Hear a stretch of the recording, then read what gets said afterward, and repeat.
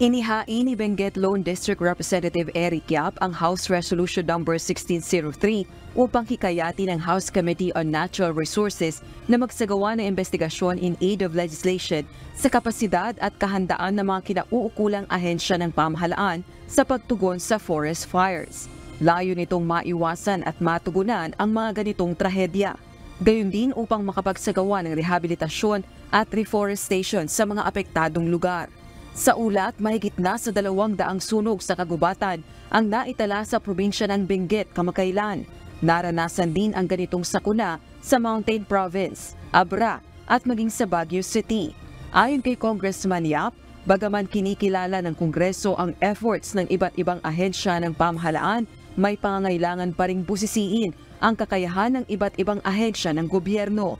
Ito ay para mapigilan ng pinsala na dulot ng mga ganitong pangyayari. Sa datos ng Bureau of Fire Protection o BFP, tumaas ang insidente ng forest at grass fires sa Cordillera Administrative Region.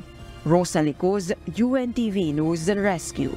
Diyos ang aming sandigan, serbisyo publiko ang aming pinahahalagahan.